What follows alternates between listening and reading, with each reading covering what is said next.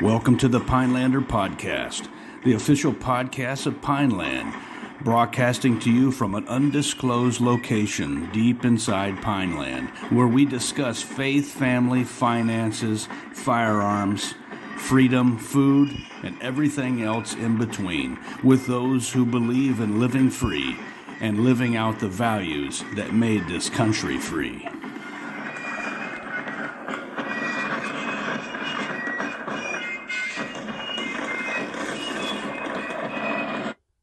Welcome to the Pinelander Podcast. My name is Paul LaFavor. I'm here with my ranger buddy, Mike Blackburn.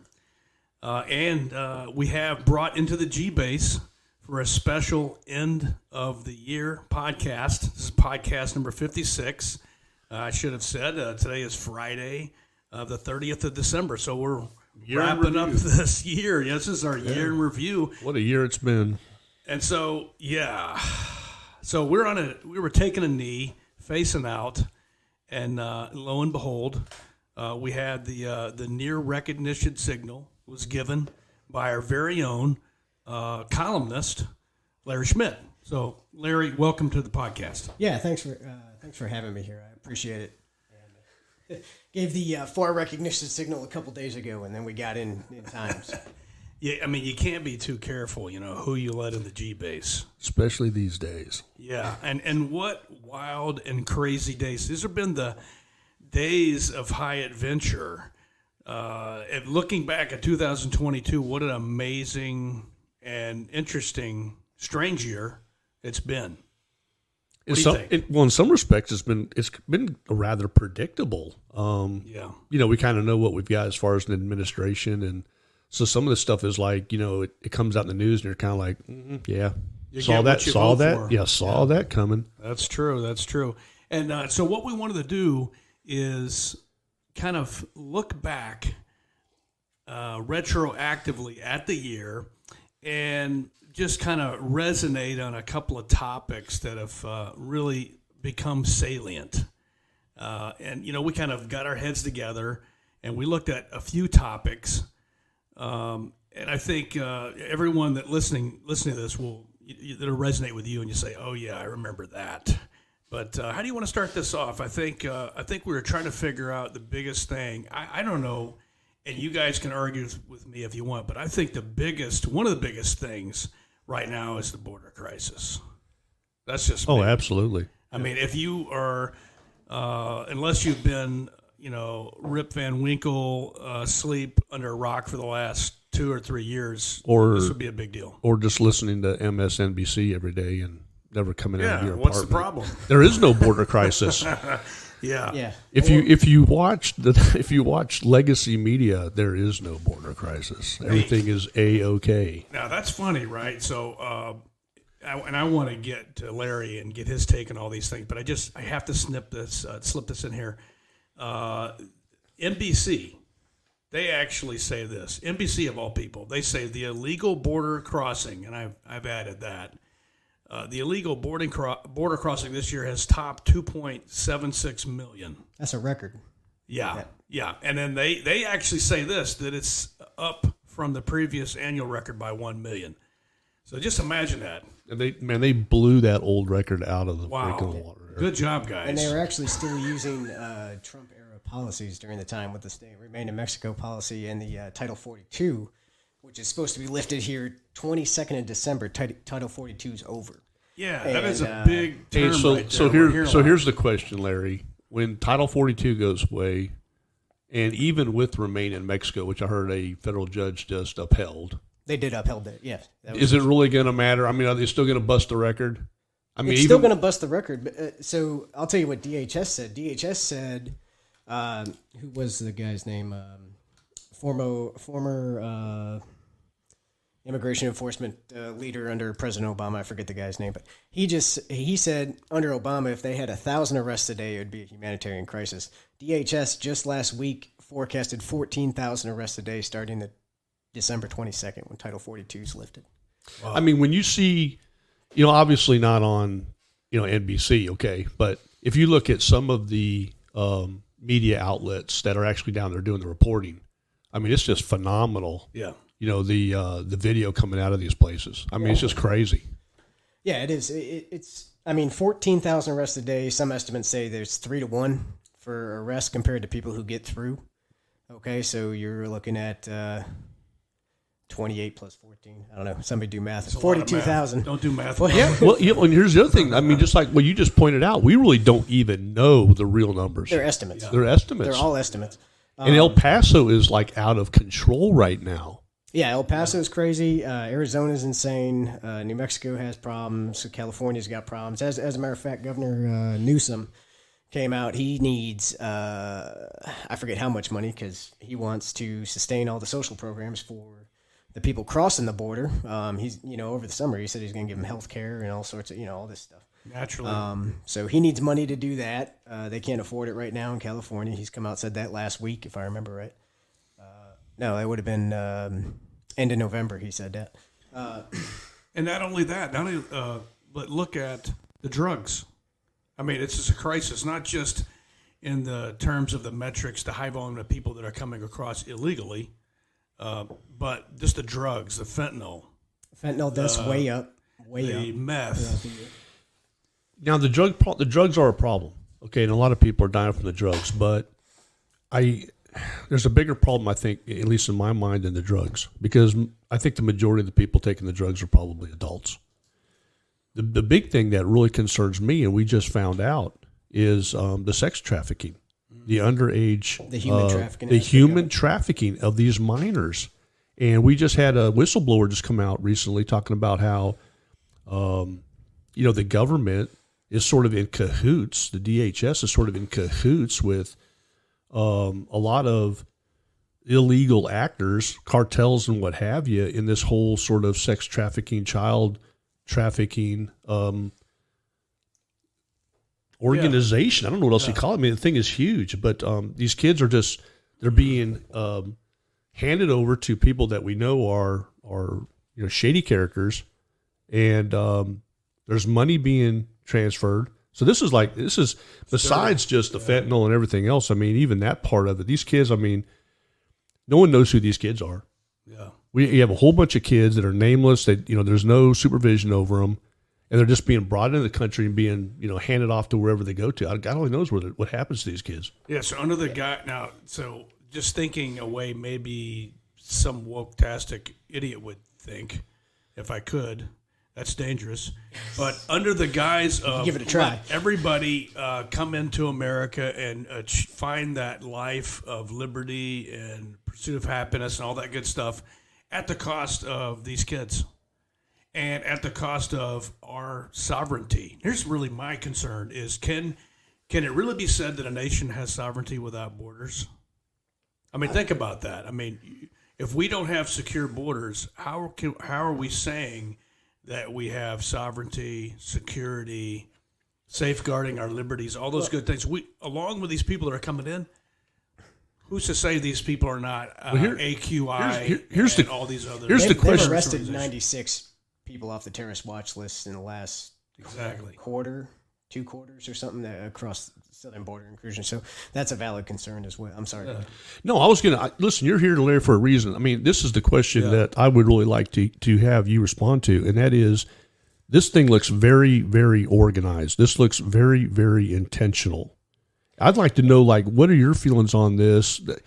Depending on what side you're on this is a very successful operation, or it's a nightmare. Yeah, so... Here's the deal with that type of thing. Okay, so you don't move that many people without some sort of coordination. Now, could you get into the conspiracy theory of this is one political party pitted against another and stuff like that? And I think you do kind of tend to wade into conspiracy theory at some point along that spectrum. Wherever that point is, once we achieve conspiracy, then that's up for debate. But you still don't move 14,000 people a day, get them into the court system, get them into the country by accident. Okay, these people are not just walking here from El Salvador. Okay, you know what I mean? It doesn't happen just on its own. Yeah, there was a guy that I saw an interesting question. I think it was on Getter or something. He was like, because they all have smartphones. Sure. So how do you walk? They're all going to the same board. How do you walk? who's paying the bill? They're all on smartphones all the way up from where they start in South America all the way up to, the southern border. And they're on their phone constantly. Sure. How are they doing that one? Yeah, whether or not it's and I do think there is a level of operation here. The cartels are doing a lot of this stuff. The DHS has said that's fact. Like, we have figured that out. Okay, the DHS has come out and said the cartels are doing a lot of this human trafficking, getting the drugs across and all that stuff. What you have to look at is what is the end game politically. So if you're a leftist, to your question, can you have sovereignty without borders? Well, a leftist would say, yeah, because global governance is the goal. A conservative would say, no, you cannot have sovereignty without borders because global governance is not the solution here. And, individual liberty and freedom is what is, the goal. Power to the people. Conservative, right? So at any cost. Can one political affiliation play it against the other? Sure. I just don't know exactly how much that is. One thing that ties into this that is a recent story of the year, since it's the year in review, is the Alexander Boot, the Russian arms dealer, that was traded for the WNBA basketball player over there in Russia. The Lord of War. You know how they caught him? Yeah.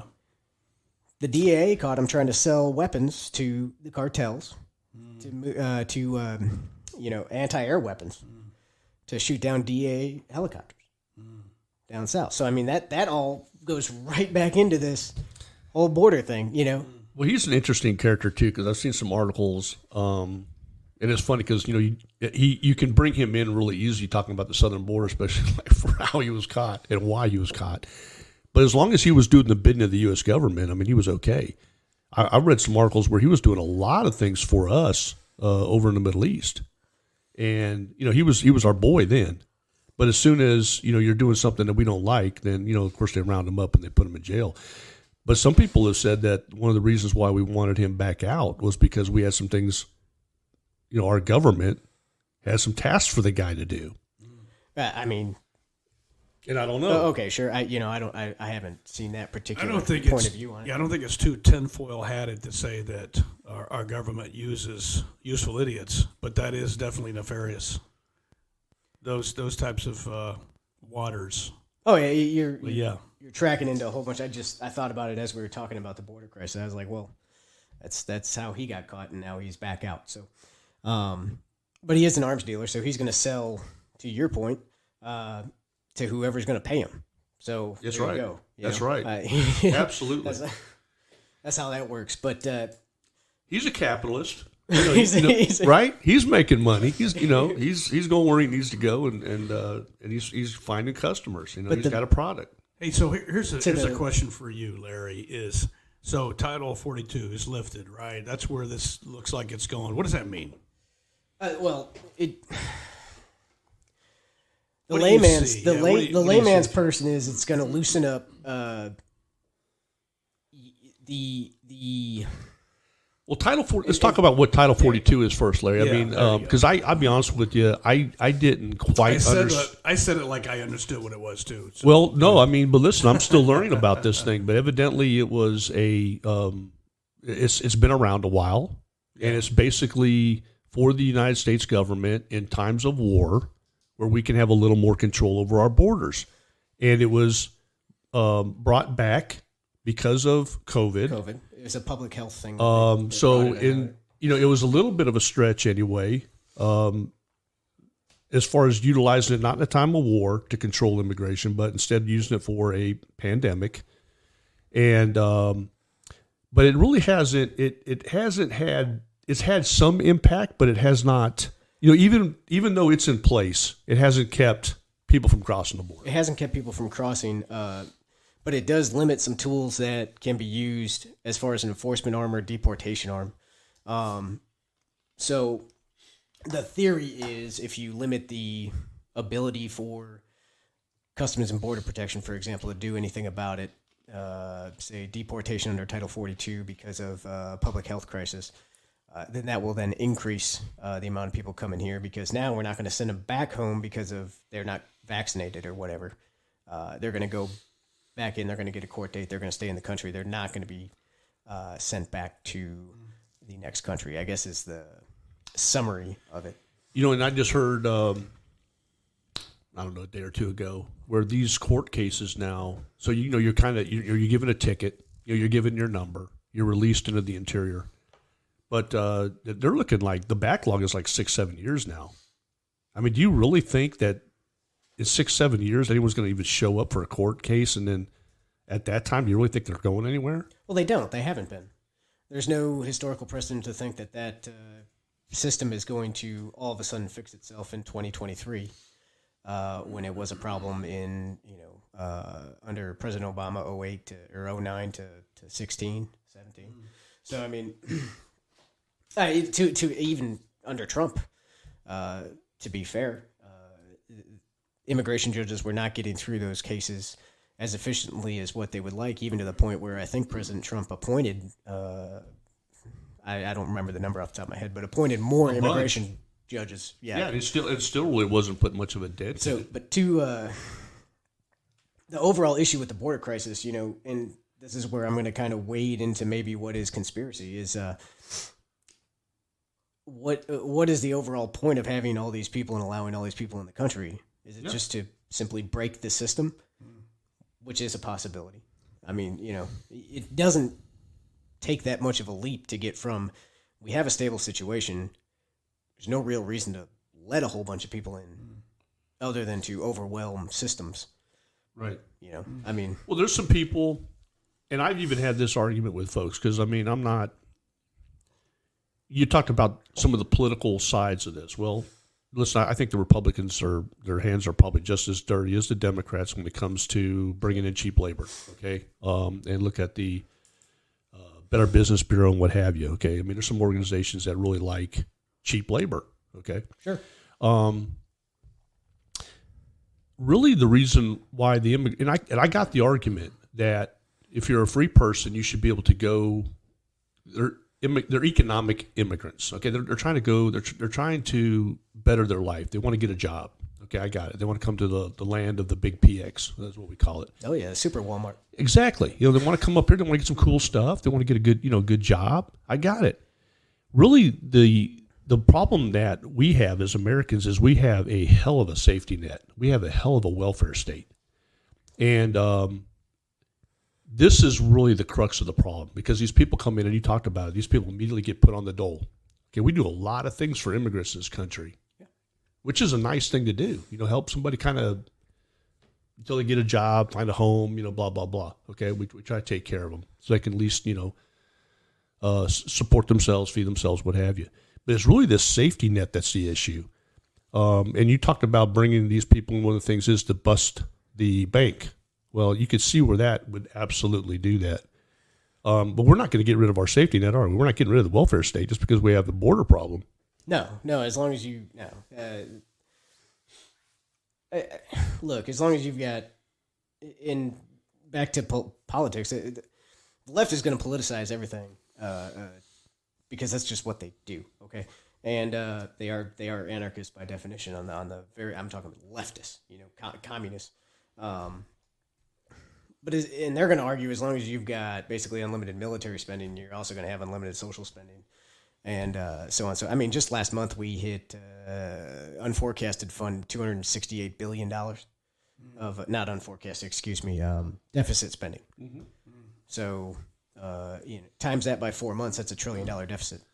So, needless to say, and I know we got a lot of other things to talk about, but needless to say, it's a crisis. It is a crisis. It's a humanitarian crisis. It is an issue that, and the funny thing it's not going to be addressed. Here's the thing, the though. Former press secretary didn't want to say the word crisis. Yeah, but it's a crisis. It is a huge humanitarian issue. But here's the question: let's say everybody that you want gets elected, everyone that's hard on borders, everyone that. Okay, we finally seal. Let's just make up some stuff here. Let's say the borders get sealed. Okay, we got the military on them. Nobody's coming in. We've even closed down, commerce. Okay, on the border until we get a handle on this thing. What do you do with the millions of folks that have crossed that border now that are in the system? I mean, is there even a way to round these folks up and figure out what to do with them? Because, I mean, I think everyone's pushing for like some kind of citizenship right now for them, some sort of amnesty. That's Yeah, what gets so floated. That's the next step. If you ask anybody in And the Congress, playbook. they're gonna talk about just amnesty, come out of the shadows. They'll say stuff like pay back taxes, but there won't be any legislation. Repopulate these people. Look, we all seen that. Fly these people in the middle of the night, put them over in some other area, and then at some point, we've got in the playbook to go ahead and just wave a wand, and now you're citizens. Yeah, something like that. My problem is I don't, conspiracy, that's a cool word, whatever. I mean, it's not a dirty word. But I mean, you'd have to be really kind of an idiot to not think this is not a very well planned and executed operation. They're flying these people to specific locations for a purpose. Yeah. They know exactly where they want them. And when somebody puts them someplace that they don't want them, you see them go crazy there, okay, like Martha's Vineyard or whatever. Yeah. No. They're not supposed to be in Martha's Vineyard. They're supposed to be over here in, Horseshoe, Texas. Let's follow the script, yeah. Exactly. So this is a huge operation. When I say conspiracy, and I'll probably use that term just because it's the term that pops in my head, but, most of those things, it doesn't take a big intellectual leap to get there. It really doesn't. As a matter of fact, a lot of them make sense. It's just a lot of times I don't have specific data to go off of saying like, hey, this is the plan, so I just kind of go, well, this is the theory, or I say conspiracy sometimes. But so you said conspiracy. I just want to sneak this in here too, right? The last few days we had some stuff on the JFK assassination. Oh, that's awesome. So I had to just get in there, that's a good one. So I think this was a segue that made sense. Conspiracy theories aren't really tinfoil hatted when people with a brain have analyzed it for 60-something years, and we see what's going on. So I'm just saying that I'm just coming out and I'm going to say there was more than just one shooter, and it was a coordinated attack. And I don't really know, and perhaps in my lifetime I won't know really, because there's so many layers deep of all these other stories that have just kind of clouded over in the smoke and mirrors, and now you forgot. You don't even know the truth anymore. There's another example recently too. It made headlines just like your JFK files. I mean, a couple of years ago, the federal government coordinating with Twitter was conspiracy theory. That's right. It's a proven fact now. You know what I mean? So well, the thing is, it's almost getting, and I hate to say this, but it's like common sense is just, if you just trust your gut, if something looks like something, if something smells like something, I mean, that it's probably that. And I know a lot of people don't want to believe. That's really the issue. I mean, you don't want to believe what's going on because, oh my God, because it's just not pretty. And you'd rather think good of your community. You want to think, positive things about your government, that they're doing the things that they're supposed to be doing. The fact of the matter is, the people that occupy government are the same crooked people that do everything else in life. I mean, there's nothing magical that happens when you get elected to government or you go get a government job. You're still bringing whatever baggage that you have, whatever kind of, nasty individual you are, right to that job, and your mind is working, machinations on all kinds of crazy things that you think you're going to do. Plus, at that point, you think you're important, right? Because you're in the government, you're important now. It's possible you could argue the opposite. So it gets worse. So, I think the problem is a lot of us are just sitting around and we're going, man, this stuff looks ate up. And then when you say so, it's like, well, that's a conspiracy theory because you don't have no facts. Well, I don't really need facts to tell me the sun rises, in the east and sets in the west, man. I mean, I can kind of just look up and see that. Yeah, does it pass the sniff test? Yeah, and some of the stuff that we're witnessing is just crazy looking. Yeah, just looks like what it is, right? And JFK always looked weird. Come on, man. JFK, that assassination thing, it happened before my time, but just looking back at it, it just looked weird. Back and to the left. It just didn't look like and to the left. There's just way too much, that had to just kind of happen on that. Absolutely. Well, yeah, that's crazy. I mean, didn't Tucker just come on and say, some guy from the, source just said, yes, the CIA was involved. Oh, yeah. Hey, so just thinking out loud here, it almost seems like with Twitter that it's a social platform, And I think what we're seeing is, and as a layman's perspective, is we see what we haven't really seen before in the past. So on a new level, we've been able to see collusion type of machinations because of that social platform. And in the past, people just weren't in the know. They just did their jobs. They went to work and they did their thing, while the government did what it's probably already always done.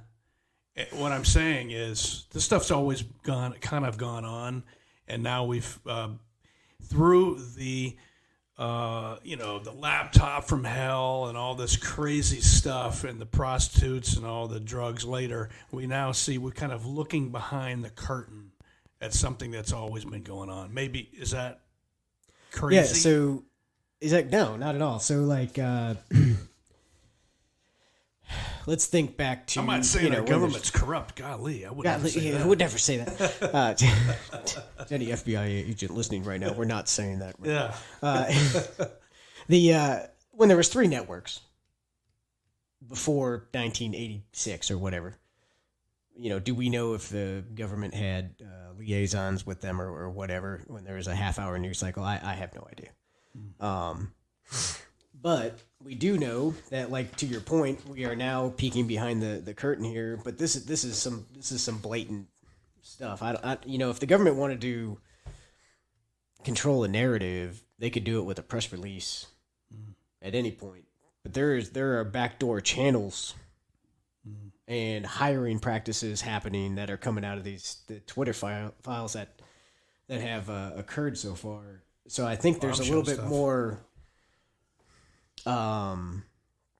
It's an IO blatant campaign. A little bit more blatant activity as opposed to maybe the passive press release of some type or something from maybe in the past. The other thing about this is now there's a whole nother 24/7 news cycle. We have talk radio. We've got conservative sites. We've got Republican-led news agencies. We've got we've got a whole nother side of the argument that can be like, okay, well, why does MSNBC and Twitter not cover anything on the Hunter Biden laptop, for example? But these other sources, Fox News and whoever are. Yeah. So there's an ability for the regular population to get the information without going to, the original 3 networks. So there's part of that. So just as a summary of the Twitter files, I was going to ask you about that. 5 Twitter dumps. And what dumps they were. Yeah. Well, how about, hey, Larry, how about like when I guess was the first dump that went through Baker? I mean, we didn't even get like a really good, decent dump on that first one because he was evidently going through and kind of cleaning up the files. Basically what I understand. He was at his laptop when they grabbed him. We don't need him. We don't need him reading this. Yeah. What I understand how this is going down is, the billionaire Elon Musk bought Twitter. He found a bunch of stuff, and now he's just sending it out to bloggers or journalists or whatever, and just saying, "Hey, whatever you find, no problem. Just put it on Twitter first." That's kind of what I understand the deal to be. What do you think about Jack Dorsey? Do you think this guy's as clueless as he's trying to tell everybody? I doubt it. I don't think so. I don't buy it. Doesn't pass the sniff test. Yeah. I don't buy it for a second. They've got him in correspondence with not only, I mean, obviously people in Twitter with these decisions. He's made some of these decisions. It's ridiculous. But the first Twitter files release was the whole how they covered up the Hunter Biden laptop story. Right. And Elvis Chan, FBI agent, to Jack Dorsey, Twitter CEO. There you go. Of course, and this is the guy, I forget the guy's name, I don't have it here, that actually did the analysis, the blogger that did it for Musk. He said his point is there's no smoking gun. There's no email from this guy to Dorsey because they both knew what they were there to do. Right. And there was there's something like that with who was the years and years ago Department of the Treasury under Barack Obama, Lois Lerner or something. She was targeting conservative groups for non-taxable status. Like there is no, and Republicans were running around like, we got to find the memo. There's no memo. She was there because that's what she was supposed to do. You know what I mean? That's the argument here, right? Well, it's not like, you don't send an email and stuff Yeah, like right, that. I yeah. mean, that's, you kind of bring them in, you have the conversation, or you send someone over there to convey the message. I mean, we all know how that's done. It's not, you don't send a letter. Yeah, what's sad? I mean, look, just to put a preacher's face on this or mind to this is just to see how these people will sell the American people a bill of goods and a virtue signal, and but really it's all about them just to ingratiate themselves for power, for money. They don't really care about power, yeah. the ideals of our country and why it's free and all those other good things. It's just like, hey, what can I get out of this? And I'll just lie my butt off to make some money, and that's all I see. And they all just got caught. Is that wrong? I mean, no, that's not. I don't think that's wrong at all. I mean, a little simplistic, but I think there's control. I think there's a human condition where, and we used to see it in the military too. I mean, there was us and there was civilians, right? I mean, when we were in the military, we were soldiers. We were a little bit different. We were special. I think the same sort of thing happens when you're up in some of these government agencies, like the FBI, whatever. If you're a part of the bureaucracy, the federal bureaucracy, I think there is a sort of I'm in the elitist club, and you have all the peons out there, right? What Peter Strzok used to call the smelly Walmart people, and I think that's dangerous. And I think that's been going on for a very long time, and so I think. Unfortunately, the groupthink up there is always, how do we manipulate the peons? How do we take advantage of them? We're in charge. We're special. We're elite. We know better. And everything is about manipulating the masses. yeah, people that've been riding in coach and the steerage, now they can see behind the curtain and see what's going on in first class. Yeah. And they're like, whoa. They're taking a look. It's kind of scary. So I think that's the reason why they absolutely hate a guy like Trump, because he was a darling until he became a politician. Okay, they all loved him. But as soon as somebody rises up that is a populist, and it really wouldn't matter who it would be. And you're not owned. You're not owned. You're not compromised. You ain't been to Pedo Island. Okay, they don't have the video on you. Yeah. Dude, they're going to come after you. Yeah. You're not allowed in the treehouse. Oh, that was. I mean, talk about conspiracy. I think that's a coordinated operation against the former president. To be completely honest with you, and this is the Twitter files is a part of that thing with folks up in inside the Beltway up there in Washington D.C. or wherever they were operating out of Silicon Valley. Name your place, but this all points to stuff like that where. You got somebody that's pulling back the curtain and showing, the American people who voted for him, in droves. Hey, this is what's going on, and if you're gonna rob them of what they want, their way of life or their future control, they're gonna come back hard. Leftists is. I don't know if it's limited to the left side of the political aisle, but it certainly seems to all go one direction. Just saying. Yeah, a lot of that going on. Yeah, I think the term uniparty applies. I think there is some controlled opposition. Now, I'm not saying there's good people up there, but they certainly are a minority, and they're certainly ostracized and they are attacked. People that just don't play ball up there. Sure. Yeah. Yeah. Absolutely. How does this go in, Larry? How does this go into like everything else that we're seeing? I mean, we're seeing election fraud. The Twitter files. It seems like everything just kind of plays into this. It's like it's just one big thing we're uncovering. I mean, I think the Twitter files is really nothing about Twitter at all. I think that's a minor story. I think it's more like how out of control everything's kind of gotten. Yeah, the Twitter file story. What the Twitter file story was about is the fact that we have documented evidence of federal government coordination with a private company on who's going to be on the platform, who's going to be off the platform, and what can be said on the platform. To include, COVID-19 information. To include whether or not at this point the former president was going to be allowed to speak on a platform or not. President of the United States. Look, the leaders of Iran Al Qaeda, the Taliban have Twitter accounts. You canceled the press. Right. ISIS Amazing. has a Twitter account. Right. Okay, their press secretary, whatever you want to call them, has a Twitter account. Okay, this is, and they all tie it back to January 6th. And in the Twitter files, they say that, hey, basically, the people at Twitter were like, hey,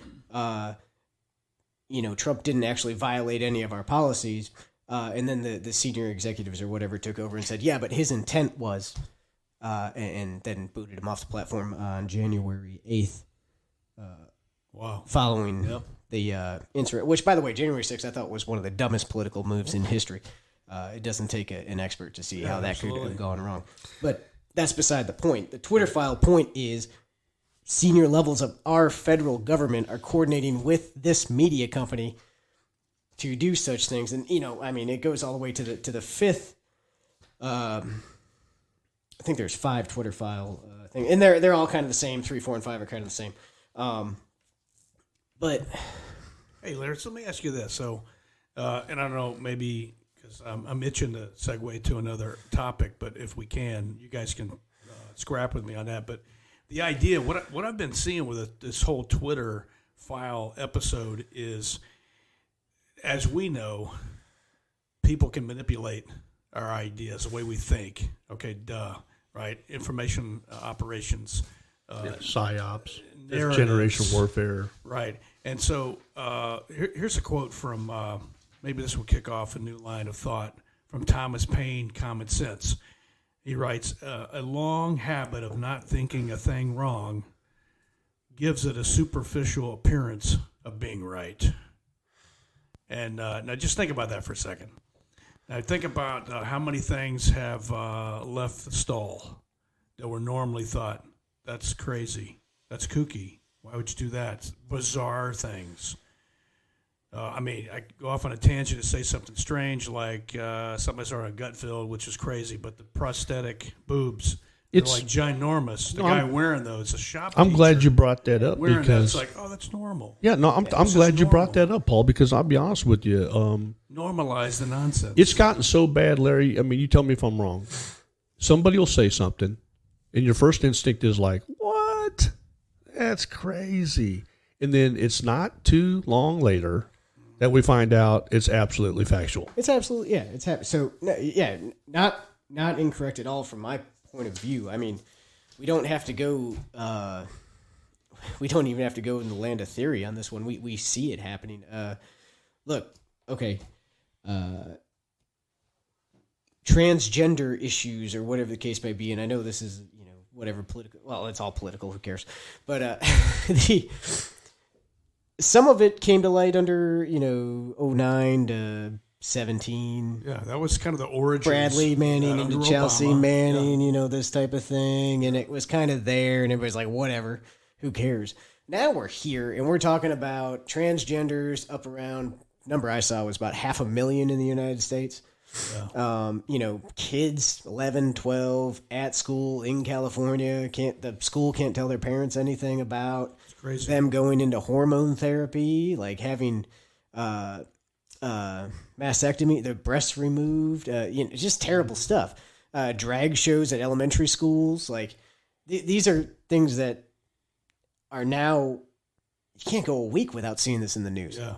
And school boards and transgender books was one of the issues, in the recent November election. So I mean, here's the it's normalizing things that should not be normal.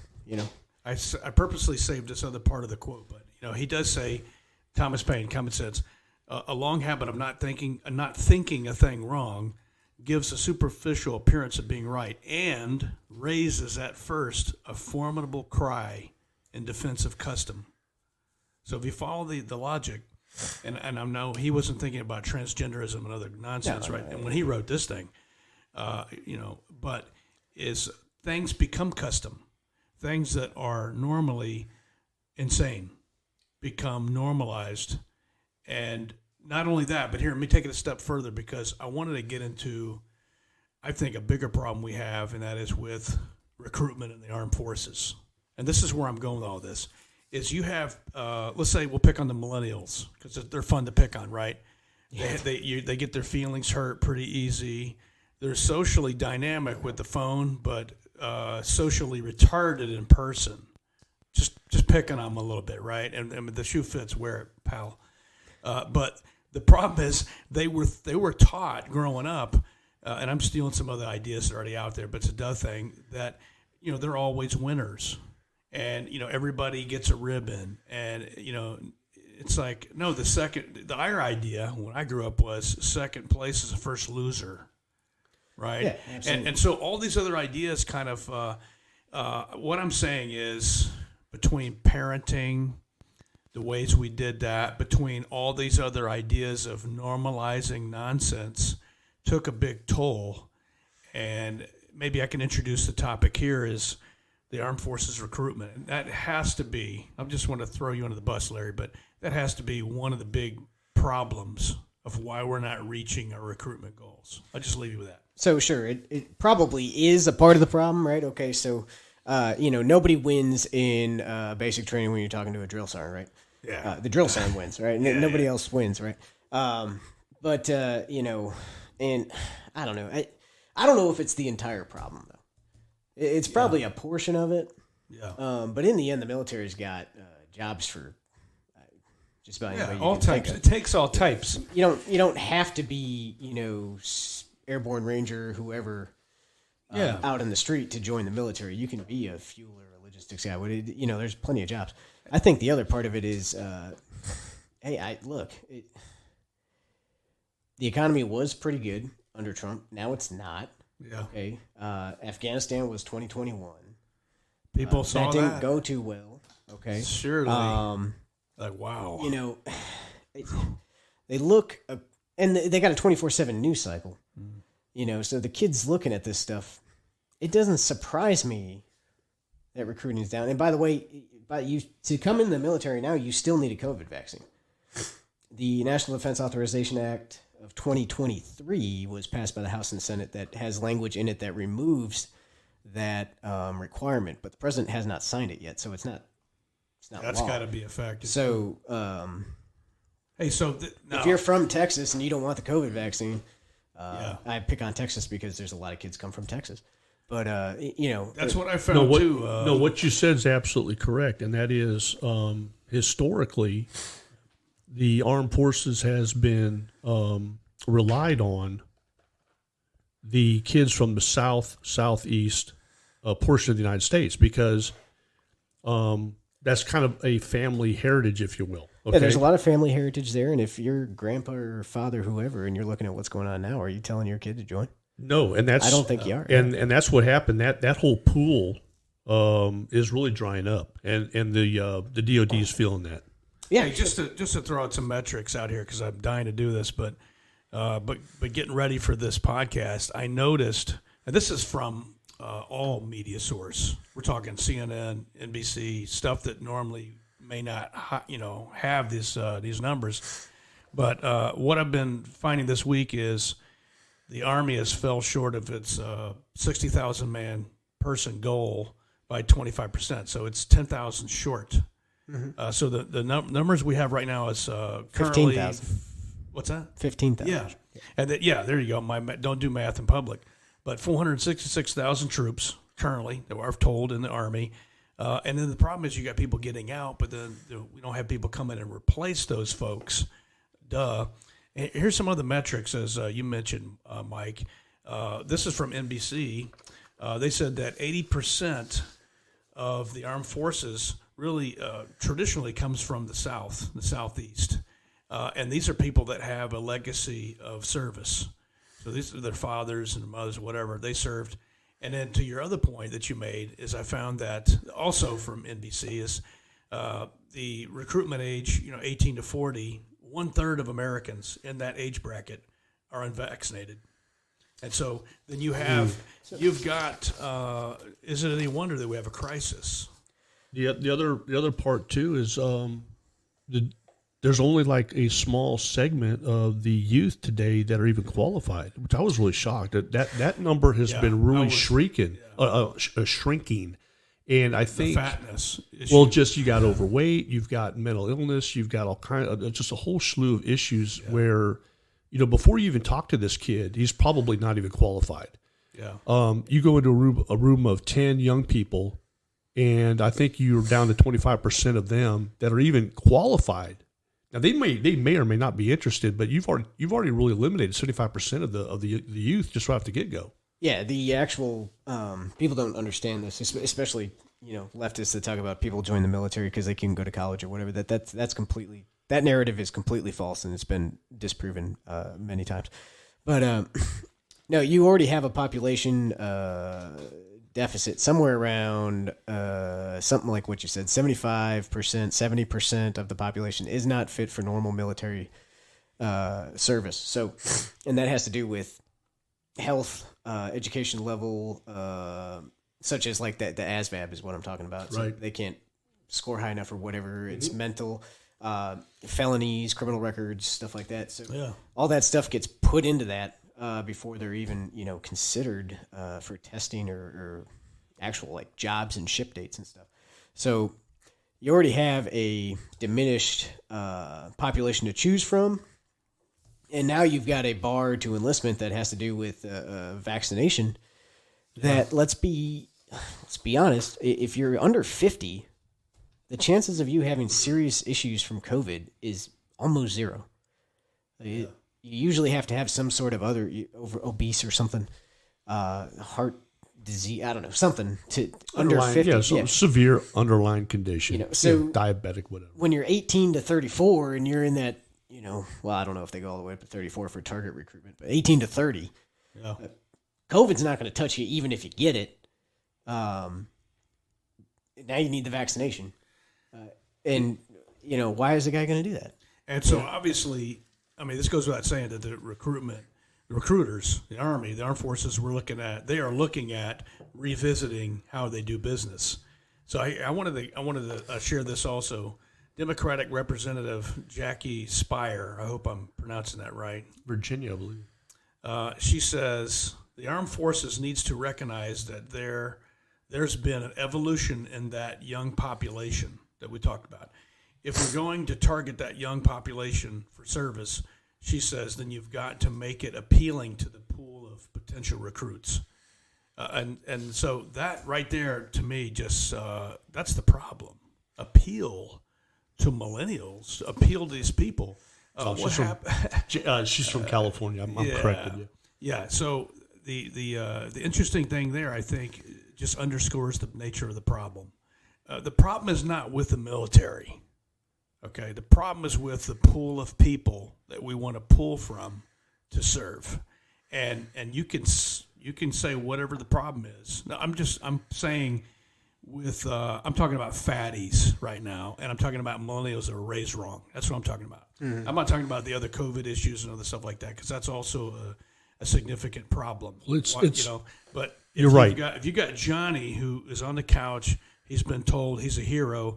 He's a hero with Xbox, but he cries when you tell him something.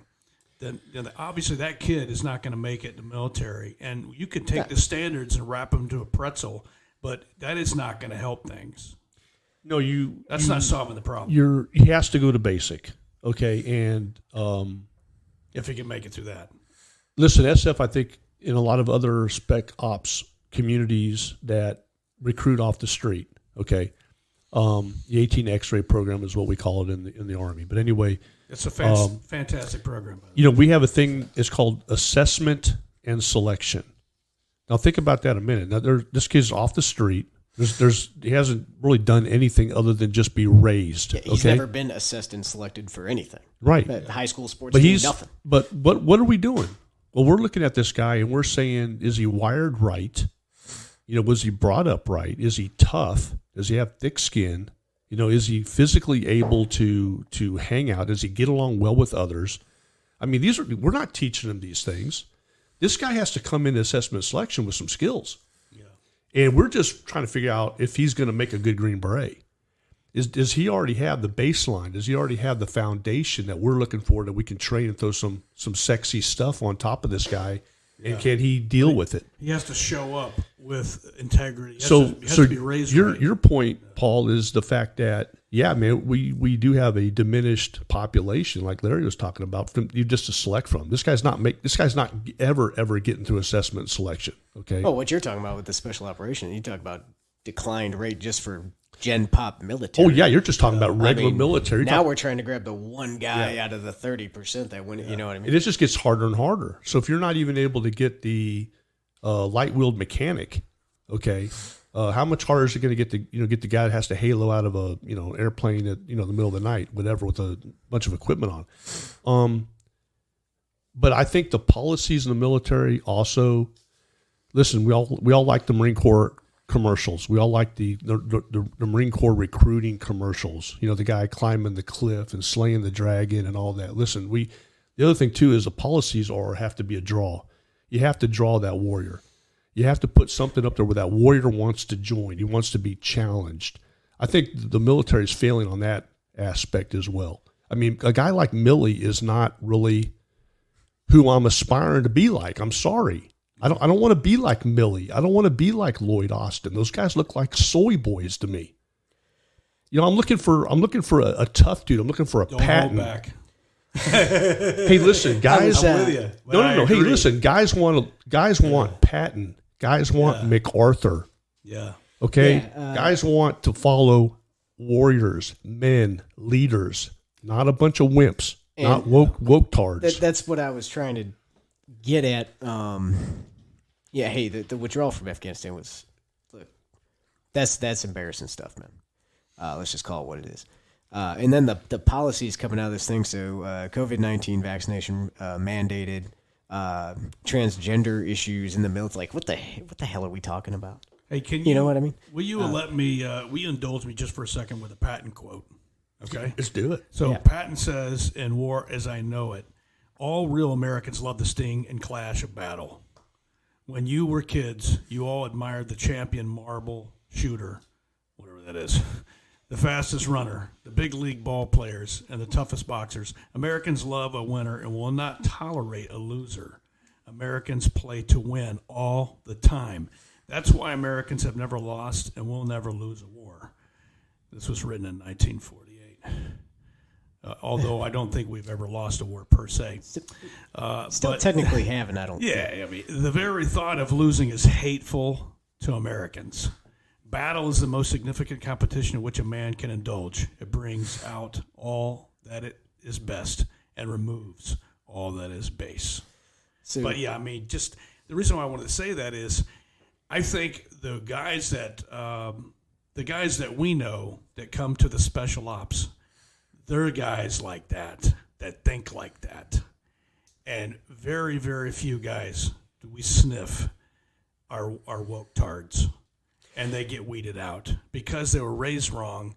And, of course, this doesn't even answer the question, answer the problem of how do we fix what's broke? I mean, I don't think the three of us could come up with a solution. But. Well, policy is one. Yeah. Okay, like that needs to change. Like, I don't know how lowering else to the say standards is not going to do it. Policy change. I mean, I'm talking about at a strategic level. Across the and it's because it's been politicized. Yeah, in my opinion. Our job is to execute the foreign policies of the United States and close with to destroy the enemy, not make everybody a winner. I think you're still going to get the special ops guy to a certain extent, okay? But it's going to come from a smaller pool. Yeah, you got that right. I think you're still going to get the guy that wants to be the Navy SEAL, shoot him up, yada yada. Now you may only get him for 5 years, and then he realizes that these policy decisions are stupid, and he exits. And how many have we lost because of policies? Oh, sure, there's been plenty. I mean, we've hemorrhaged soft guys because of these crazy policies. It's a complex. We've always had, thank God, an exceptional cohort of junior officers. Sure. We always have. The problem, of course, is, but in the military, at least in the Army, officers are in the top third, middle third, or bottom third. Okay, that's the way they're assessed and ranked. Generally speaking, let's be honest, that 1/3, that top third of officers do not stay in. And we all know that, okay, because they're on high demand. These guys are sought after by corporate America because they're leaders, because they're exceptional. And we end up keeping sort of the middle third, generally the middle third stay in as career officers. Now, every now and then you do get a top third that stays, a guy like Grange, okay? But they get frustrated as well because they're hanging out with a bunch of middle third guys. I still have faith that, like what you were saying, Larry, if we can change the policies, if we can fix the way we're kind of doing things, I think we can talk some of these top third officers that we really need to stay in and fix this mess. I hope that that the calm heads will prevail. Yeah. So you got to have. Hope's not a good course of action sometimes with these things. I think if you get, it's not this simple, but I think if you just get back to like, okay, hey, what is the purpose of the military? You know what I mean? It's I kind of like what's his name, Huckabee's what he said a couple years ago. I think he was running for president or something. Anyway, it doesn't matter. He said it's kill people and break things. Yeah. Okay. If we just boil it all down to brass tacks, like yes, there's foreign policy, yes, there's influences, yes, there's building relationships, yes, there's all this other stuff. But when we just boil it right down to brass tacks. Hey, let me sneak in there, right? So the warrior class, because this happened to be working on some material on this, but we're the guardians of the republic. So the safety, the security, and the future of our country rests on our shoulders. That's kind of a big deal. So if we fail, well, nobody else is going to do it. Well, it's not. Yeah, exactly. you're That's the point. It's not going to. No one else is going to do it. It's not going to be politicians that fix this thing. It's not going to be lawyer class or the doctor class, the physician class. It's going to be the warrior class that is going to have to step up and assume leadership and get this thing back on track. But America has always just been an idea, and I think that idea is live and well. I think people love liberty. They love freedom. They want to come here. People want to live the American dream. Yeah, we got a lot of problems, but when I'm moving around, you tell me. But I still hear people love America. They love that dream. They love the idea of what this thing is supposed to be. Yeah, I just wish more people would want to be all they can be. Yeah, That's what I so want. You're going to need a certain percentage of the population that does. Slap on that uniform and do what you got to do. But yes, so regardless of whatever I say about whatever politics and all this stuff and DC and whatever, this is still the greatest country in the world. Amen. It has been since 1776, and probably before. If you're the New York Times, 1619. It is the greatest country in the world. It has been. It's got problems. It's fixed a lot of problems. Sure. It has accrued more power than any other nation in the history of the world and abused it less than any other nation in the history of the world. And it's still the place to be. Right. I agree. Yeah.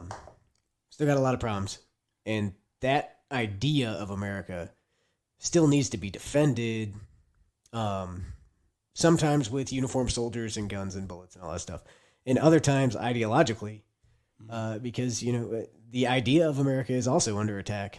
And you can't really, well said. Deal with that outside of the arena of ideas. Hey, we didn't talk about Ukraine. Yeah, Larry, let me shift gears on you here. Yeah, how long you want to go? I'll go. I got all night. I was interested to know about where we're going with Ukraine in particular, and maybe even China. I know that Ukraine has made the news a lot lately. It seems like, maybe just correct me if I'm wrong, but it seems like things have it was kind of wild in February, just looking back at this year. It looked like Russia was trying to do like a 2014 part 2, where they thought Ukraine was just going to sit around and do nothing, and then surprise, they fought back with some oomph. And, we had that crazy thing around Kyiv, and then the 40-mile-long convoy, which was like a logistics blunder, right? Somebody forgot the fuel. But now it looks like things are kind of solidified on the east. And talk us through kind of what you think, maybe about the Russian strategy and maybe about where this is all going. Okay, so yeah, shifting gears over to Ukraine. One of the biggest stories of the year. February 24th, Russia launched the special military operation, I think is what they called it, or special operation into Ukraine. I think at one point, Rasputin over there said something about counter-Nazi, something, just anyway, some craziness like that. But yeah, so we have to in order to tell that. So let me set the table here. So where we're at right now, December. 10 months after the special military operation is announced and the invasion happened and the intelligence community got it right and they to the hour said when they would invade and all that stuff.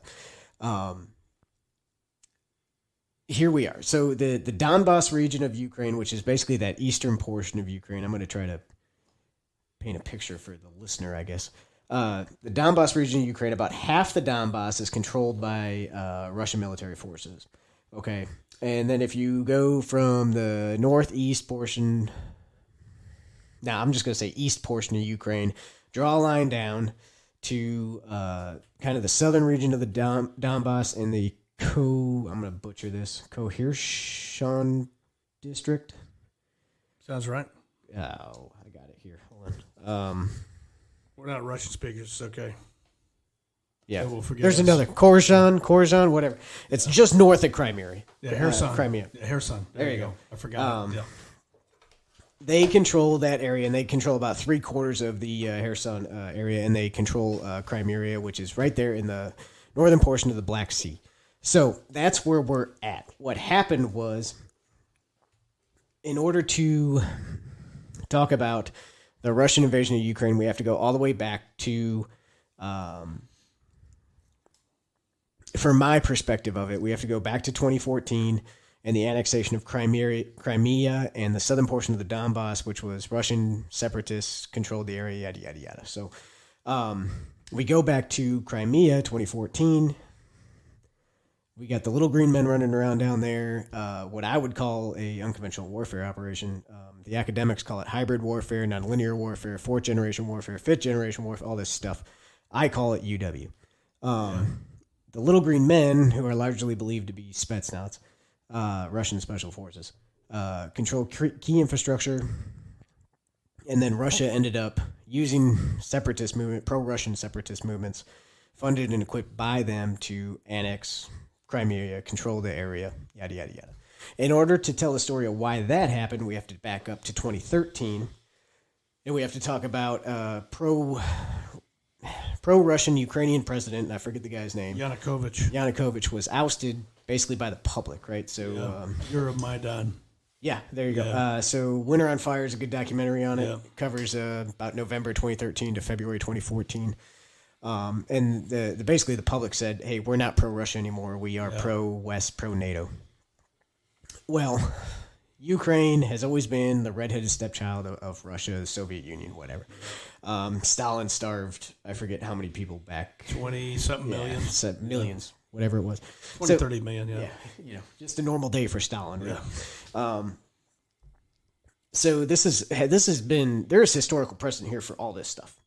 And I think it's all linked. Yeah. So we've got, so why did Crimea happen? Well, 2014, Putin's guy is gone. Pro-Western government is in. Crimea's got a natural gas reserve. Russia provides natural gas to Ukraine. Yada, yada. Russia's got to stop that. They do it with the annexation of Crimea and the little area of the Donbass down there in the southeast. It's 2014. So now, since then, what do we have going on? Okay. Or even prior to a little bit. You got Estonia, Latvia. You've got Lithuania. You've got Eastern European, former Soviet blocs joining NATO, pro-Western governments involved, and Russia has a history of using frozen conflicts. That's conflicts that stop short of peace treaty. Georgia 2008 is a great example where they annexed like 2 territories and then just stopped. So they basically called ceasefire. That was it, frozen conflict. What that does is that puts Russia and the Kremlin inside the West decision-making process. Yeah. So fast forward to the invasion of Ukraine. I think there's some other issues going on here which we can discuss as well. But bottom line is, they're trying to get, like I said, Ukrainian, the redheaded stepchild of Moscow. They're trying to take control of this thing. But I don't actually think, and this is kind of a deviation from the Western narrative, back on February 24th, that this was going to be, a 3-day war, and Russia was going to roll over Ukraine. I don't think that. I still don't think that to today. And here's why. Here's Ukraine at a glance, okay? 231,000 square miles. That's Georgia, South Carolina, and North Carolina combined, territory-wise. 43 million people. Kiev itself is 3 million people. And they had, remember the estimates in February, about 150,000 Russian troops? Yeah, 150 to 180, something like that. Yeah. Well, Ukrainian had a standing military of 200,000. Yeah. Not talking the 44 million they were going to, give guns to. And if something happened, because the the Ukrainian army was just supposed to lie down and. Well, the Ukrainians have already proven back in 2013 that they weren't going to put up with them. Yeah. Okay, so for sure, I don't think Russia ever had the idea in its head that it was going to actually control the entirety of Ukraine. Okay, that's where I was going to go with this, Larry. Is I think this is my understanding that part of the Ruski Mir, the Russian world, Putin, if I could enter his brain, as crazy as that would be, just the Russians and Putin just want to recover the Russian-speaking zone of Ukraine. That's their narrative, yeah. Yeah, it seems like that, and it seems like what we just saw in February was, hey, let's just go ahead and take Zelensky out and just go for it. Let's kind of shoot from the hip and kind of see what happens. And it's like, okay, that wasn't so good. Okay, now let's go stage 2, which is kind of where we were going to go. But somebody had this bright idea of decapitating the whole, Ukrainian government. And obviously that didn't work. So now we're just going back to the plan A or something like that. It's almost like if you can make some sense out of this. The historical precedent is they were going for a frozen conflict for some sort of pro-Russian speaking population. That's what passes kind of the sniff test. If they could get to Kiev and make some sort of political statement, that would be cool. But what we learned is, one, Russian combined arms warfare is not there. They don't know how to do it. They can't do it. Wow. We just saw that with a front row seat. And I don't even want to say this, but I was thinking, like, we used to be afraid of you guys. Wow. They couldn't do it back then. They could, it looked pretty bad. But the idea, I think, and I don't want to, I think this is kind of a duh thing, but it almost seemed like in the beginning they wanted to keep Ukraine out of NATO, but now it seems like they just want to take them because of some other sundry reasons, like energy, because we even hit this stuff like Nord Stream 2. So maybe I can ask you this, right? So you had some interesting things too, not on this question, but the counter to the Russian aggression in Ukraine. You've seen the Perch Bridge destruction. Mm-hmm. You've seen the rail sabotage in Belarus. Interesting stuff. Very UW-esque. You've seen the rockets, maybe not so UW-esque, fired deep into Russia. Yeah, they sent them into Russian air bases and stuff in Russian territory. And then so you see, but that aside, the rail hits, the bridge hits. We're seeing a level of prowess on a special ops level with Ukraine. And I don't know if you have what's your comments on that, but I think it's kind of a duh thing. We're seeing that, and we don't really know, nor do we really want to speculate on how involved we are with that as far as our soft guys. We just kind of know that, and we don't need to tell our enemies about that either. Is there an exit strategy, Larry? Yeah. Is this thing end? Yeah, that's kind of where so if Ukraine it does, where's how? this all going? So Ukraine. So thank you. Here's where it goes. It goes to what is the historical precedent for the Russian military, which is frozen conflict. They're going to try to hold what they can in the Donbass and in Kherson over there, and Crimea. And they can throw guys in a sausage grinder. It's not a big deal for them. Putin needs 300,000 troops to hold the territory. He doesn't need 300,000 troops to try to invade Ukraine. The math doesn't work. I brought it up, 150,000 against 200,000. You don't have to be a military strategist to figure this out. That does not work. So he wants the line to solidify and keep the Donbass and the Crimea. Yes. And that keeps Ukraine destabilized. They can't join NATO. Right, can't join NATO. They have majority of the Russian speakers in that area, and so they kind of have a win-win. So they kind of get a win-win. Yeah. They've got the frozen conflict just like they did in Jordan. And Ukraine is they're in the decision-making cycle of NATO because now Ukraine cannot join NATO. And so basically they're saying we can lose Norway, Sweden, Finland. Yeah. As long as we keep Ukraine, because we don't want Ukraine on our border in NATO. So the goal is frozen conflict, and they got there. Now, and cost them a lot. Yeah. And the Russians can afford, well, with Putin at the leadership, they can afford to lose 50,000 to 100,000 guys a year, and who cares? Yeah, they don't. I mean, they don't even bat an eye at that. He doesn't care. I don't think they would. I don't think they want to lose those numbers, but I don't think they care if they do or not. I mean, some of the, if you're a Russian general now, right, stay away from high-rise windows because they fall out of those things all the time. So we can expect to see, as we go into 23, we can expect to see more of this, and with the goal of probably stabilizing this line. Yeah. Probably stabilizing the line. If they can get some gains, they will, but I don't think that's the goal. I think the goal is, they've already started moving. I just read yesterday, I think they moved 13,000 people out of the Donbass back into Russia for re-education or whatever. And part of this is also Russia needs access to young men. So speaking of our recruiting problems, Russia needs access to young men. Russia's got a male alcoholism rate of 36.9%. They've got almost 40% of their population is drunk. Ouch. Off their rear end. You know what I mean? Like, by comparison, the U.S. is 17.6. We're somewhere, we're actually in the middle, believe it or not, at that number. So, Russia needs Russian-speaking populations, and they need access to those people just to maintain current military levels. So I think that's where we're heading is they don't want Ukraine in NATO. They've got a foothold. They have a history of frozen conflicts. There's no reason for them to amass more losses. That makes sense. Yeah, that's a good summary. Well, hey, guys, we covered a lot of bases here, and what a wild year it has been. But we don't want to leave you on a Debbie Downer. We talked about some things that are kind of negative, but America, as Larry said, is the greatest nation on the face of the earth. And the reason why it is, I talked about Patton earlier. He said, we had, he mentioned that we did have more bombers and tanks and men in arms, arguably. Russia had a pretty sizable army at the time also. But instead of enslaving our enemies at the end of World War II, we made peace. And then we rebuilt our enemies that we destroyed. That's why America is great. America is great because America is good. And so I put 3 segments into this Thomas Paine quote. I hope I'm not belaboring this too much, but I'll give you the full quote here. It says, "A long habit of not thinking a thing wrong gives a superficial appearance of being right and raises at first a formidable outcry in defense of custom."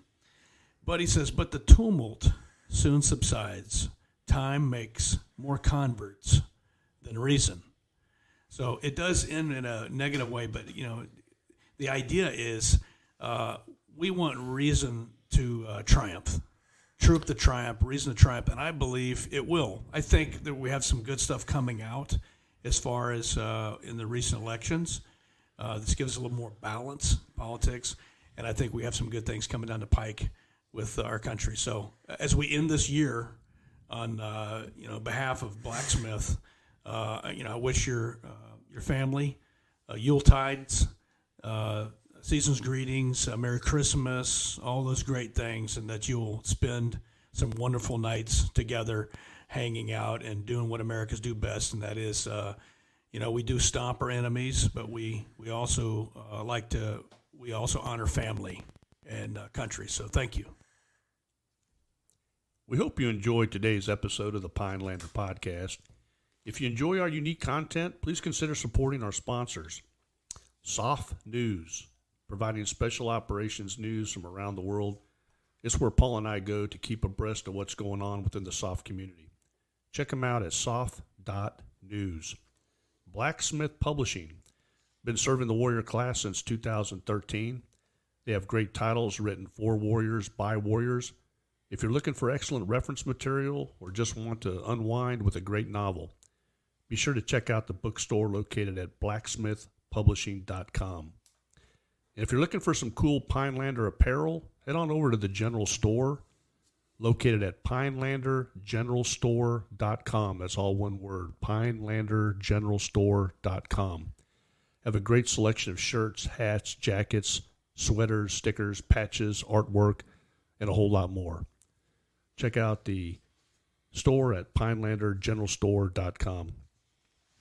If you're interested in helping develop our country's next generation of warriors, please consider donating to the American Agoge Project. The mission of the project is to foster an environment producing able-bodied citizen warrior men of fine character. And we'll be officially launching the project in 2023 in celebration of Blacksmith Publishing's 10th anniversary. Until our next meeting, stay mentally and tactically smart, physically and spiritually strong, and socially astute. To each other we pledge our lives, our fortunes, and our sacred honor. May God continue to bless Pineland.